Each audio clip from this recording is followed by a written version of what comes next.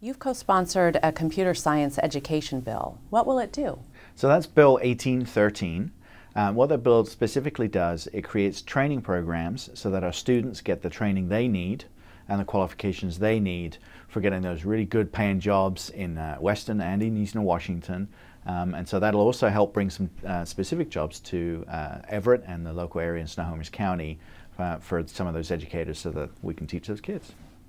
You're also co-sponsoring a bill to expand higher education opportunities at Wazoo Everett. Can you talk about that? Yeah, so WSU has an extension campus just south of the Everett Community College, and there's a request in right now to expand that.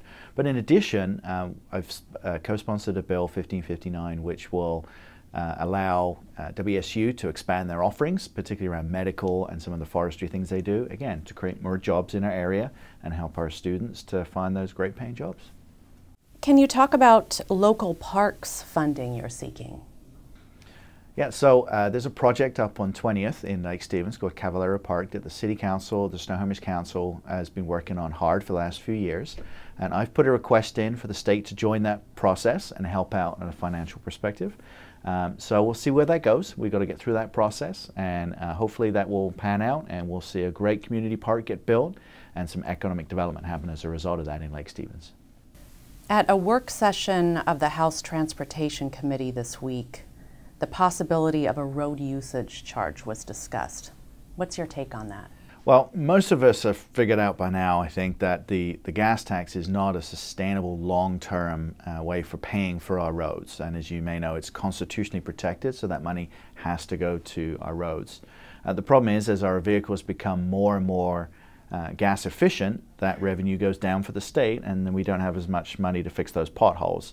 So we've got to figure some way of translating or transforming that to allow us, as our vehicles, particularly around the electric and other alternative fuels, are using our roads, because they cause as much damage to the road as regular cars and trucks, that we make that transition in an orderly way and keep that revenue there for fixing those potholes and making the improvements that we want to see.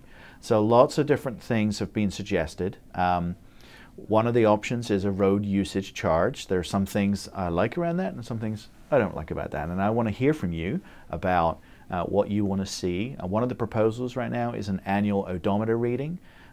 So you would go in and you would pay a fee based on the number of miles that you'd actually driven on the roads, and that fee would be used to offset any gas taxes that you'd paid.